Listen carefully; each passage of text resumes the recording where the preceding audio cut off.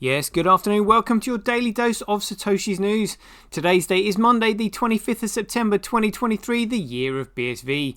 Buy BSV.live, the best place to buy Bitcoin SV online, the original protocol and genuine Bitcoin. Let's get into some news then.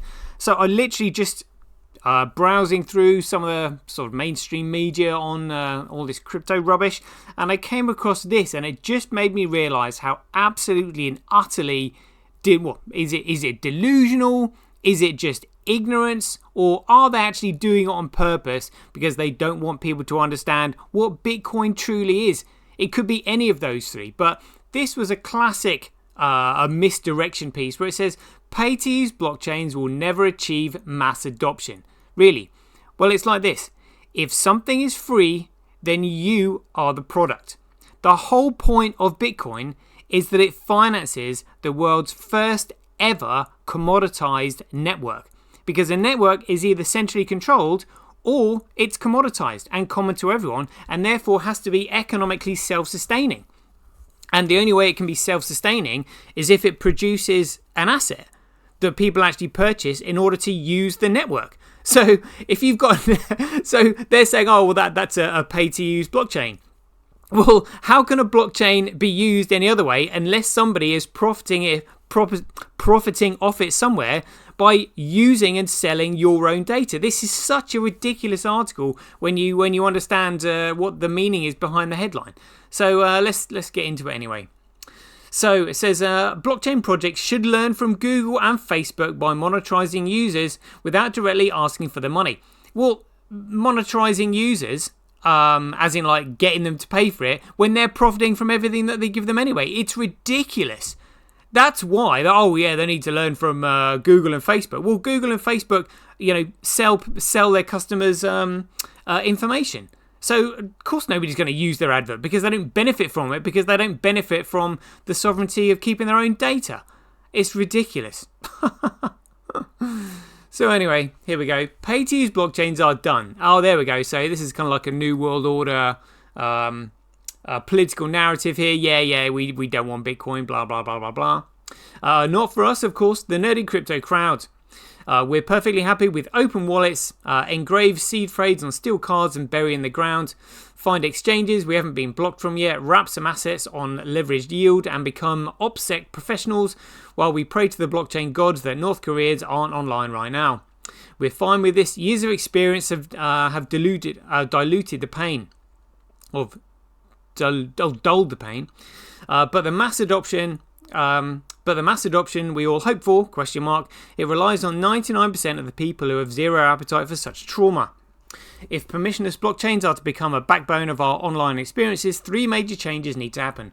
One, they need to be free. No, well, effectively you can use them for free because you're using them with the increased value that you've got from the utility of the network. Two, they need to be frictionless. Again, so that's unlimited, uncapped block size, should we say. And three, they need to be familiar. Well, everybody's going to be familiar with Bitcoin once they realize what it is. But when they say they need to be free, I mean, you'll be paying, as Dr. Wright said, what, 1/10,000th of a US dollar a standard transaction? Yeah, you're never going to notice it. So it's effectively going to be free anyway. But that's what drives the demand for the value of Bitcoin. The usage of his network, and if the usage of his network is effectively free, because nobody's really going to miss 1/10,000th of a US dollar, then great. But it can be economically self-sustained by the miners who are processing the transactions. But I'm sure everybody who's listening to me knows this anyway. Free means free for the users. Frictionless means it's easy to means and easy as opening an app or playing a video game, and familiar means we need to stop asking regular people to change their behavior to meet the limitations of our tech. We need to meet them where they already are. Right now, we are 0 for 3. In fact, we're so far away from where we need to be that we're not even trying to address these problems seriously. We're busy making small incremental improvements to dysfunctional tech rather than addressing the root of the dysfunction itself. Or you can just do what Cointelegraph are doing and just completely ignore Bitcoin altogether, which is what I suspect this article is trying to do. Layer 1 blockchains have been designed, built and funded by people who figure that their value is in directly monetizing the user. This is a fallacy. Oh dear, they have no idea. Google serves you ads, it monetizes you indirectly. Facebook monetizes your data, but it doesn't charge you to use its platform. Apple Store takes 30% cut from developers and publishers, not from you. In all cases, you're paying not just with cash. Google is visited 85 billion times a month. If it monetizes directly charging just 1/10 of a cent for a visitor visiting its homepage, you could theoretically pull in 85 million every single month. But it doesn't do that, as the pool of people who want to pay for a Google experience with cash is infinitesimally small compared with those who are fine with Google serving them ads and keeping it free. Yeah, they don't. This is what Bitcoin is all about. It's about micro payments. So literally, you don't even feel the payment. The issue that this lot have got is that the smallest amount they can charge is a penny. Whereas with Bitcoin, you're literally, each Bitcoin at the moment can be divided by 100 million bits. And that is what can economically sustain the network. And, economically sustain the network with the increase in the value, and the value coming from its usage. And its usage coming from data sovereignty with microtransactions.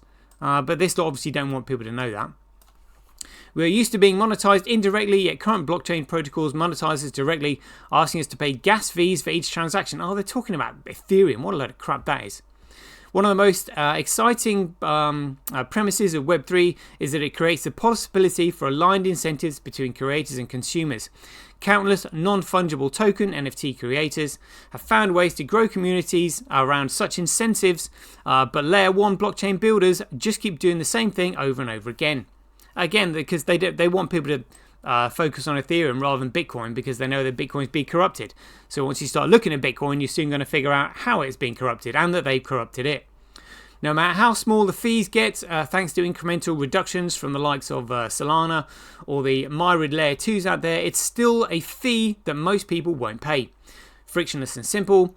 We are not very loyal to our apps. Around 77% of daily active users abandon Android apps within 3 days. Estimates suggest that 25% of all downloaded apps are abandoned within minutes due to poor onboarding.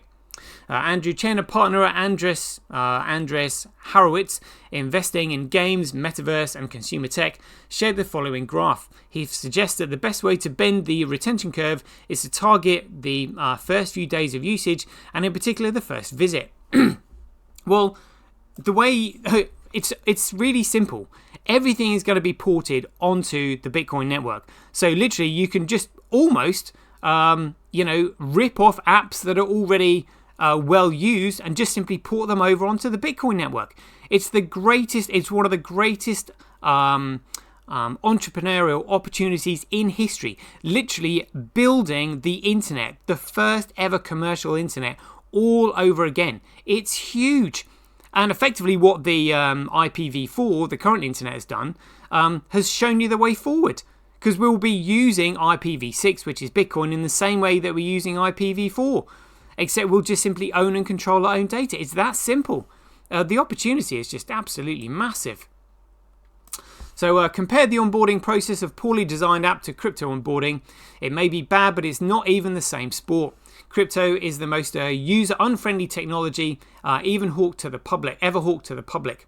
To those who struggle with the tech, it's the digital equivalent of being punched repeatedly in the face by Mike Tyson in his heyday. Over time, crypto has not become much friendlier. You, dear reader, are enjoying a specialist publication. You're probably a Degan with liquidity position on Uniswap and a midlay in cold storage. But the words in that sentence make no sense to a normal person. So blockchain has to change. It has to become frictionless, like BSV, a frictionless experience, a background technology, like BSV will be, like everything else we use. From the internet to our phones to our TVs, we don't care about how they work, we just care that they work. And who said that many a times? The creator of Bitcoin himself, Satoshi Nakamoto, Craig Wright. Familiar and fun. Lastly, and perhaps my single biggest critique of the crypto industry is how utterly nonchalant we have become about asking billions of people to do things they don't really want to do. Crypto has not been good at creating decentralized social media alternatives to Facebook. It has not been good at creating unique gaming experiences. It has not been good at replacing traditional supply user Web 2 models with aligned incentive Web 3 models. It has been good at monkey pictures, scams, arguing on Twitter, and speculative trading. Yeah, that's true. This is not to say that crypto is of no use. It absolutely is. The economic models that that crypto enables will eventually be seen as a defining shift in power structures and personal autonomy. If we stop replicating the financial system and inequality that made crypto necessary in the first place, but only if we make it as easy to use as an opening app or cleaning a level in a game, because that's what people actually do in real life. Oh, well, that is what BSV is going to enable. Amazing. Is this all silly, impossible, and just wishful thinking? Right. None of this is impossible. Again, certainly not with. It's not impossible with BSV. We've just been conditioned to believe it is. That's true, by restricted block sizes and second layers and all that crap. As a few people have become very, very rich by promoting pay-to-use foundational blockchains that have niche appeal at best. Ethereum is a wonderful innovation that will continue to serve as the foundation for decentralized finance. What a load of crap that is. Precisely because it is secure. No, it's not actually. How many times has Ethereum been hacked? Decentralized and slow moving. However, it's not going to revolutionize gaming, as gamers will not pay gas fees, period. Solana is great for NFTs, and how many times has that been hacked and stopped? Maybe even for stable coins, but it won't work for smart cities or the Internet of Things. Again, smart cities, New World Order, herding people into, locking them into place. It's time for the blockchain industry to acknowledge that our path towards becoming a foundation for consumer tech is blocked by these fundamental truths. People don't want to pay for what should be free. Again, like 0.010% is effectively free. They don't want to do much. They don't want to do difficult things that should be easy. They don't want to change their behavior to fit our vision of the world. The sooner we build protocols and applications that accept these realities, the sooner we silence the critics and change the world.